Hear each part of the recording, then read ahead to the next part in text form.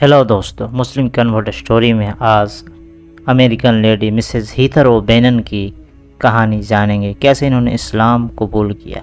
चलिए शुरू करते बिना वक्त गवाए। इन्होंने पब्लिक रिलेशन एंड जर्नलिज्म में ग्रेजुएशन किया है और ये इस्लामिक सेंटर वाशिंगटन के न्यूज़लेटर की एडिटर भी रह चुकी हैं।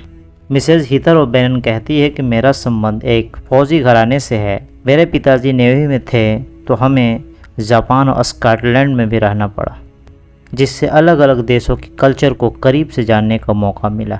मैं चर्च जाती थी, संगीत, ड्रामा, खेलों में भाग लेती थी, इसके कारण मुझे शराब और नशीली चीज़ों से बचने का मौका मिल गया।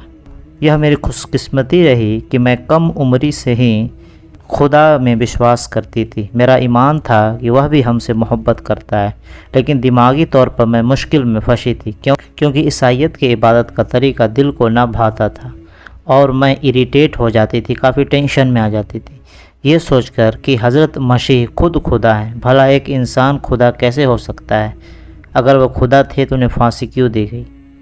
बिलीफ्स का यही टकराव, आस्थाओं का यही टकराव से मैंने ईसाइयत से नाता तोड़ लिया। लेकिन यूनिवर्सिटी में रिलीजियस क्लासेस में मैं हमेशा भाग लेती थी। जो धर्म से जुड़े हुए क्लासेस होते थे उनमें हमेशा मैं भाग लेती थी क्योंकि ये रोमन कैथोलिक इंस्टीट्यूट था। इसमें बाइबल के अलावा और भी तरह तरह के मजहब के बारे में बात होती थी और दिन ब दिन मेरा विचार मजबूत होता चला गया कि ईसाइयत में बड़ी गंभीर प्रकार की बहुत सी खामियां और कमजोरियां हैं और मैं ईसाइयत के तालीमात से पूरी तरीके से अलग हो चुकी थी। अब मैंने दिल से खुदा से दुआ की कि मुझे गाइड करे, मुझे मेरी मार्गदर्शन करे। तब उसी साल एक मुसलमान नौजवान से मिली जिसने मुझे अपने धर्म के बारे में बताया, जो दिल में उतरती चली गई। दिल और दिमाग ने इस्लाम को तस्लीम कर लिया और मैंने उस नौजवान से शादी कर ली। शादी के बाद मैंने सीरियस होकर इस्लाम का स्टडी शुरू किया, गंभीरता के साथ इस्लाम का स्टडी शुरू किया। जब तहकीक और खोज का मरहला फेज पूरा हो गया तो मैंने इस्लाम कबूल कर लिया। थैंक्स गॉड, अल्लाह का लाख लाख शुक्रिया।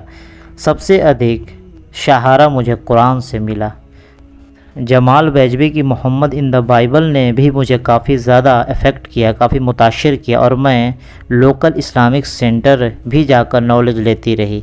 मुझे पता चला कि इस्लाम में एक खुदा की इबादत होती है, किसी मामले में उसका कोई साझी नहीं, कोई मददगार नहीं, और उसने जिस तरह इबादत करने का हुक्म दिया है वैसा ही किया जा सकता है।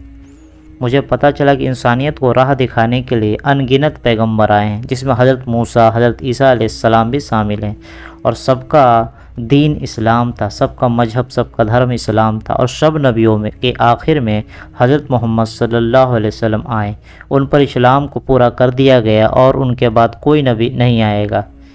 कुरान खुदा की आखिरी किताब है। तौरात और इंजील भी, यानी तौरा और बाइबल भी खुदा की ओर से ही उतरी थी, लेकिन हज़रत मूसा और हज़रत ईसा के बाद इसमें बहुत सारा फेरबदल कर दिया गया और लास्ट में कुरान के उतरने के बाद अब इनकी हैसियत और इनका इम्पोर्टेंस पूरी तरीके से ख़त्म हो गया, मानो अब इनकी ज़रूरत ही नहीं रही। मुझे इस्लाम की मुआशरी और लॉ एंड ऑर्डर यानी कि कानूनी व्यवस्था ने भी बहुत ज़्यादा अफेक्ट किया, बहुत ज़्यादा मुताशिर किया और कुरान का जो बयान करने का शानदार अंदाज और उसकी जो टीचिंग्स ने मुझे सम्मोहित कर लिया, मुझे एक तरह से वश में कर लिया, मुझे काफ़ी ज़्यादा अट्रैक्ट किया। कुरान पढ़ते हुए मैं अचानक सोचने लगती कि यह किताब 1400 साल पहले उतरी थी और इसमें कोई एक बात इस साइंसी दौर में भी गलत साबित नहीं की जा सकती। इसकी कोई भी बात साइंस के हिसाब से भी गलत साबित नहीं की जा सकती, एक चैलेंज है। फिर इस बात में क्या शक रह जाता है कि वह खुदा का कलाम है। ख़ास तौर पे कुरान में जन्नत और दोज़ख के बयान ने मुझे बहुत ज़्यादा मुताशिर किया, काफ़ी ज़्यादा अफेक्ट किया। यह जो स्टाइल था कुरान का, वो जो फेमस मोरल स्टोरीज की जो कहानियाँ होती है, नैतिक शिक्षाओं की कहानियाँ होती है और पैराबल्स यानी कि तमसीलें जो होती है, उससे काफ़ी अलग थी। मेरे दिल ने गवाही दी कि ये सब 100% रियलिस्टिक है और इसमें कोई झोल नहीं है। पर इंसान के कर्मों का, यानी कि जो इंसान जो भी अमाल करता है, जो भी काम करता है दुनिया में, अच्छे काम करते हैं, बुरे काम करते हैं, एक ऐसा जगह होना चाहिए जहाँ कुछ न कुछ हिसाब किताब हो। यानी कि जो नेकी काम करे उसको नेकी का बदला मिले और जो बुराई करे उसको बुराई का बदला मिले। इस तरह से इस्लाम को कबूल करने के अलावा मेरे पास कोई चारा ना था। मैंने अंदाज़ा किया कि इस्लाम का अनुभव, इस्लाम का जो एक्सपीरियंस है ईसाइयत के एक्सपीरियंस से बहुत ही अलग है। एक ईसाई की हैसियत से अपने मज़हब के बारे में मेरा जो दिमाग होता, मेरा जो मन होता था, हमेशा शक व शुबा में मुब्तला रहता था, शक व शुबा से भरा हुआ रहता था। और मैं इस एहसास में अकेली नहीं थी। जहाँ तक मैं जानती हूँ अधिकतर ईसाइयों का यही हाल है। वे सब तरह तरह के सवालों और शक और शुबह में घिरे हुए हैं, लेकिन कोई ईसाई धर्म गुरु उनके जवाब देने और उनको सेटिस्फाई करने का ताकत नहीं रखता है। इसके खिलाफ मैंने देखा है कि सारे मुसलमान इस्लाम की सच्चाई का पूरा यकीन रखते हैं, बल्कि वे मुसलमान भी जो बेअमल हैं और बहुत ज़्यादा नॉलेज भी नहीं उनके पास और इस्लामी तौर तरीक़ों की पाबंदी नहीं करते हैं, उन्हें भी अपने धर्म की सच्चाई पर कोई शक और शुबा नहीं है, कोई संदेह नहीं है। इस कंपैरेटिव जो स्टडी का, इस तुलनात्मक अध्ययन ने मेरे इस एहसास को मजबूत कर दिया कि इस्लाम खुदा का सच्चा दीन है, सच्चा धर्म है, सच्चा मजहब है।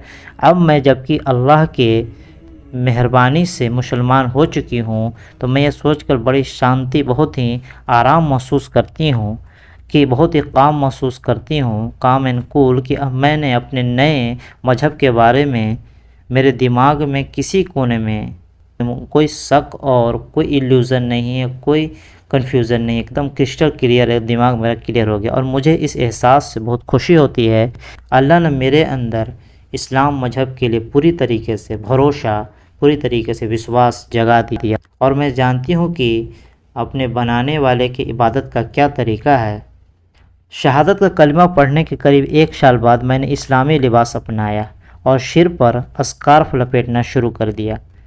रियलिटी में यह वक्त लिबास के मामले में काफ़ी ज़्यादा टेंशन और मेंटली स्ट्रगल के तौर पर बीता, यानी काफ़ी ज़्यादा दिमागी में काफ़ी दुविधा में थी, काफ़ी इसमें थी कि कैसे पहनूंगी, ये माहौल है, क्या है, लोग इस पर उंगलियां उठाएंगे, तंग करेंगे और बहुत संभव है कि नौकरी से हाथ धोना पड़े। लेकिन जब कुरान को बार बार पढ़ा और इस पर गौर किया तो पता चला कि खुदा ने मुसलमान औरतों के लिए लिबास का एक ख़ास नियम, एक ख़ास रूल बनाया है। और यह भी अंदाज़ा हुआ कि मुसलमान की हैसियत से हमें यह आज़ादी नहीं है कि कुछ को तो माने और कुछ को छोड़ दें। इसलिए लास्ट में मैंने अल्लाह का नाम लेकर स्कर्ट को सदा के लिए छोड़ दिया, हमेशा के लिए छोड़ दिया और बालों पर स्कार्फ बांध लिया। मैंने गर्मी के मौसम में इस्लामी लिबास पहनना शुरू किया और कंपनी में मेरे इस इस्लामिक लिबास को लेकर कोई ख़ास कमेंट नहीं है, चूँकि और मैंने इस्लामिक लिबास में नौकरी के लिए इंटरव्यू भी दिया और मेरा यह लिबास नौकरी को हासिल करने में कोई रुकावट ना बना।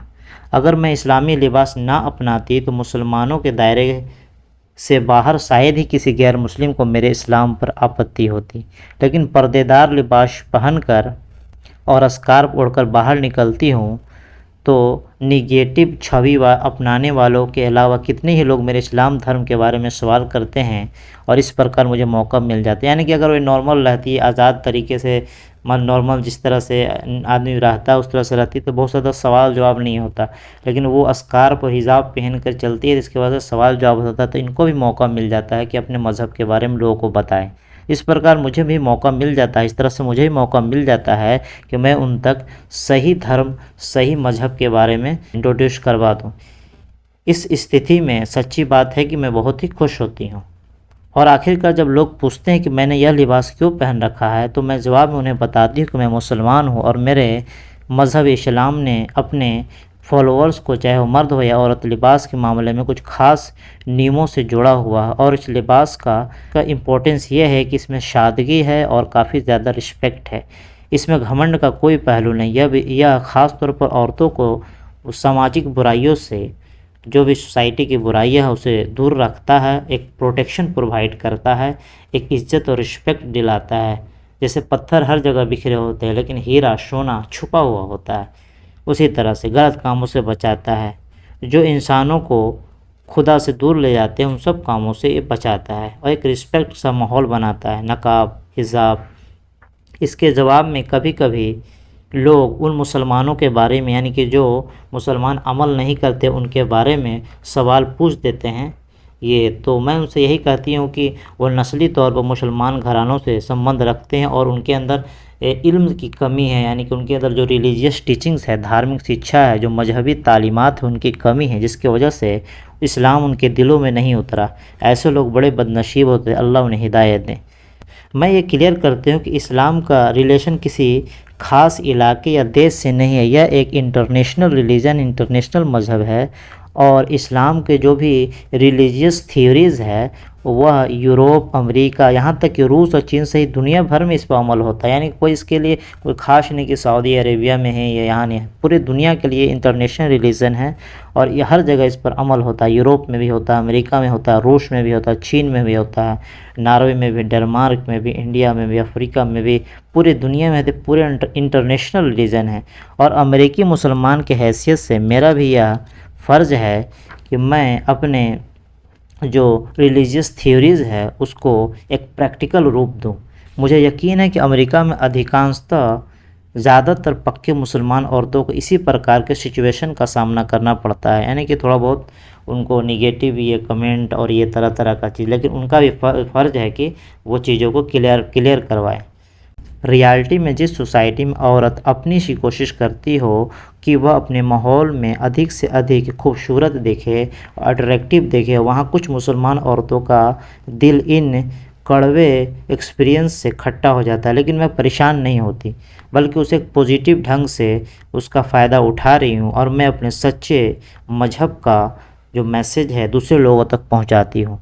मैं अपने धर्म के बारे में लोगों को गलतफ़हमियों को दूर करती हूँ, यानी जो भी उनके गलतफ़हमियाँ हैं उनको दूर करती हूँ।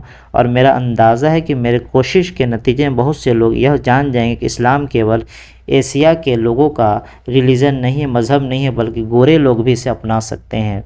बल्कि अपना क्या सकते हैं, हर साल सबसे ज़्यादा तेज़ी से बढ़ने वाला मज़हब इस्लाम है और सबसे ज़्यादा संख्या इसमें औरतों का है। अब और फ्यूचर में जब भी किसी दूसरे मुसलमान से गोरे लोग मिलेंगे तो उनके दिमाग इस्लाम के बारे में साफ़ हो जाएंगे, यानी कि उनको क्लियर हो जाए कि हाँ ये मज़हब अपनाया जा सकता है, ये इंटरनेशनल रिलीजन है, एकदम सच्चा, शांत और बेहतरीन रिलीजन है, पूरे इंसानियत के लिए एक सल्यूशन है इसमें। मैं मानती हूँ कि मैं अपने हर मिलने वालों को तो मुसलमान नहीं बना सकती, चूँकि हिदायत तो अल्लाह देता है, अल्लाह सही राह दिखाने वाला, लेकिन मैं कम से कम उन्हें उनकी और प्यार से, मोहब्बत से एक खिड़की तो खोल सकती हूँ सच्चाई का, उनके दिल पर दस्तक तो दे सकती हूँ। और यह दस्तक देना इसलिए ज़रूरी है कि अमेरिका के अधिकतर लोग, ज़्यादातर लोग इस्लाम के बारे में कुछ भी नहीं जानते। उन्हें इतनी भी जानकारी नहीं है कि मुसलमान खुदा ही की इबादत करते हैं, अकेले खुदा की, वन एंड ओनली, जिसका कोई साझी नहीं, इसका कोई सपोर्ट नहीं, इसका कोई मददगार नहीं। इसमें अनगिनत लोग ऐसे भी हैं जो इस्लाम के बारे में सुने सुनाए एलिगेशन को, आरोपों को सीने से लगाए बैठे हैं और उन्होंने कभी जांच परख करने की कोशिश नहीं की, और ये आरोप बिल्कुल बिल्कुल पूरी तरीके से गलत है। मैं चाहती हूँ कि एक एक व्यक्ति के पास जाऊँ और एक एक लोगों के पास जाऊँ, इंडिविजुअल्स के पास जाऊँ और इस तरह के जो बेबुनियाद आरोप है उसको डिनाई करूँ, इस तरह के जो भी बेबुनियाद आरोप हैं उसको दूर करूं और ख़ास तौर पर उन्हें बताऊं कि हमारा इबादत करने का तरीका कितना साफ़ सुथरा और इफ़ेक्टिव है। मैं एक कमज़ोर औरत हूं, क्लियर है कि दुनिया भर में तो क्रांति नहीं ला सकती, लेकिन मैं अपनी रिवॉल्यूशन नहीं ला सकती, लेकिन मैं अपनी ताकत के हिसाब से इतना तो कर सकती हूँ कि जहाँ भी मुझे मौका मिले हक़ की समा को रोशन कर दूँ। क्या खबर कि यही समा अमेरिका में रोशनी का मीनार बन जाए। आखिर में मैं अपना एक यादगार एक्सपीरियंस बताती हूँ।